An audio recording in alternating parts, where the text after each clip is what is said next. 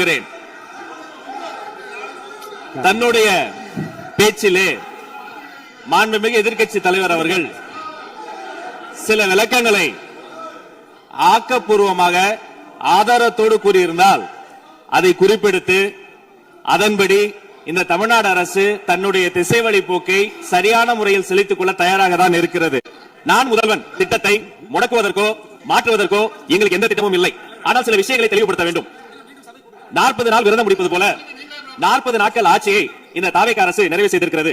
இந்த 40 நாட்களும் பார்த்து விட்டேன், ஏமாற்றம் மட்டும்தான் மிச்சம் என்று அவர் சொன்னார். ஆனால் மக்கள் திமுகவினுடைய 40 நாள் அல்ல 5 ஆண்டுகளையும் பார்த்துவிட்டு அந்த வந்த ஏமாற்றத்தால் தான் இப்படி ஒரு தீர்ப்பை எங்களுக்கு வழங்கி இருக்கிறார்கள். ஆளுநர் மகிழ்ச்சி, அமைச்சர்கள் மகிழ்ச்சி, ஆளுநர் மகிழ்ச்சி என்றெல்லாம் சொன்னார். இந்த அரசில் தமிழ்நாடு மக்கள் மகிழ்ச்சியாக இருக்கிறார்கள் என்பதை தான் இன்றைய சட்டமன்றத்தினுடைய போக்கு காட்டுகிறது. நான் முதல்வன் திட்டத்தை பொறுத்தவரை தமிழ்நாடு முழுக்க இருக்கக்கூடியவர்களை நான் முதல்வன் என சொல்ல வைத்துவிட்டு ஒரே ஒரு குடும்பத்தில் மட்டும் முதல்வர்கள் வந்து கொண்டிருக்கின்ற போக்கை மாற்றுவதற்காக தான் இப்படி ஒரு சட்டமன்றம் அமைந்திருக்கிறது. தமிழ்நாடு வரலாற்றில் முதல் முறை முதலமைச்சர் மட்டுமல்ல, மாண்புமிகு சி ஜோசப் விஜய் அவர்கள் முதல் முறையிலேயே முதலமைச்சராக இருக்கிறார். அவருக்கு பிறந்தநாள் வாழ்த்துக்களையும் சொல்லிக் கொண்டு நிதி ஆயோக் கூட்டத்தில் மாண்புமிகு முதல்வர் சொன்னதெல்லாம் 40 நாட்கள் நீங்கள் செய்திருக்க முடியாது, அது திமுக தான் காரணம் என்று சொன்னார்கள். நானும் அதை தான் சொல்கிறேன். இன்று அவர் சொன்ன சட்டம் ஒழுங்கு போதை பொருள் எல்லா பிரச்சனைக்கும் 5 ஆண்டு காலமாக அவர்கள் செய்த திமுக ஆட்சி தான் காரணமாக இருக்க முடியும் என்பதையும் சுட்டிக்காட்டிக் கொள்கிறேன். பள்ளி மாணவர்கள், ஒரு கல்வித்துறை அமைச்சர் தான், பள்ளி மாணவர்களுடைய புத்தக பையிலே அன்றைய முதல்வர் ஸ்டாலின் படத்தை நாங்கள் போடவே இல்லையே என்று பெருமையாக சொன்னார். அப்புறம் ஏன் சார் லேப்டாப்ல மட்டும் அந்த படத்தை போட்டீங்க? நீங்க லேப்டாப்பில் போட்ட படத்தை எங்கள் மாணவர்கள் திண்ணர் வைத்து அழித்து விட்ட காட்சிகளும் சமூக வலைதளத்தில் பார்த்துக் கொண்டுதான் இருக்கிறோம். ஒரு வரியில் சொல்கிறேன், கோயில் பிரச்சனையை முத்தமிழறிஞர் டாக்டர் கலைஞரினுடைய வசனத்தையே சொல்கிறேன். நாங்கள் கோவில் கூடாது என்று சொல்லவில்லை, கோயில் கொடியவர்களின் கூடாரமாக மாறிவிடக் கூடாது என்று தான் சொல்கிறோம். தூய்மை தொழிலாளர்களை இன்றே பார்த்து விட்டதாக முதல்வர் அவர்கள் முன்னாள் முதல்வர் பார்த்து விட்டதாக சொல்கிறார்கள். எங்கள் கேள்வியே அதுதான். 10 நாட்கள் ஒரு வாய் சாப்பிடாமல் உண்ணாமல் இருந்த போது நானும் எனது சகோதரர்கள் அண்ணன் ஆனந்தும் மாதவம் போய் பார்த்தோமே. இன்று தூய்மை தேவதைகளை பார்க்கிற திரு ஸ்டாலின் அவர்கள் அன்னைக்கு ஏன் சார் பார்க்கல? ரிப்பன் மாளிகைக்கு அட்ரஸ் தெரியலையா?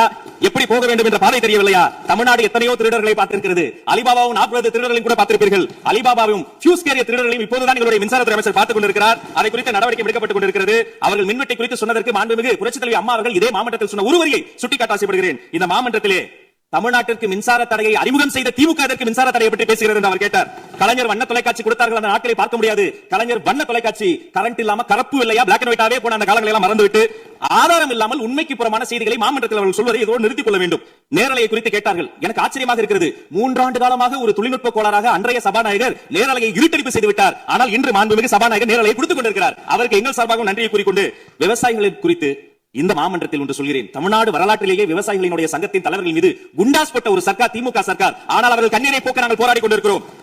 அரசு பள்ளிகளில் எந்த கட்சிக்காரர்களும் அது தாவேகாரர்களாக இருந்தாலும் சரி பள்ளி மாணவர்களை தொந்தரவு செய்யாதீர்கள் என்று சொன்னதோடு மட்டுமல்ல, பெருமையோடு சொல்கிறேன், எங்கள் கட்சியினுடைய ஒன்றிய செயலாளர் அரசு பள்ளியில் சென்று ரீல்ஸ் எடுத்ததற்காக நேற்றைய தினம் கட்சியை விட்டு நீக்கிறார் என்னுடைய பொதுச் செயலாளர். சட்டம் ஒழுங்கு பிரச்சனை பற்றி பேசுகிறவர்களுக்கு அண்ணா பல்கலைக்கழகம் நினைவுக்கு வரவில்லையா? அண்ணா நகரில் பெத்த பிள்ளைக்கு கொடுமை நடந்ததற்கு கம்ப்ளைண்ட் கொடுக்க வந்த அப்பா அம்மா மீதை அடித்து துன்புறுத்தியது நினைவுக்கு வரவில்லையா? யார் அந்த மேலிடம் என்று கேட்பவர்களுக்கு யார் அந்த சார் என்பது நினைவுக்கு வரவில்லையா என்பதை உங்கள் மூலமாக நான் கேட்டுக்கொள்கிறேன். இடையில் ஆங்கிலத்தில் ஒரு விஷயம் சொன்னார், to remain silent. I want to quote Walter.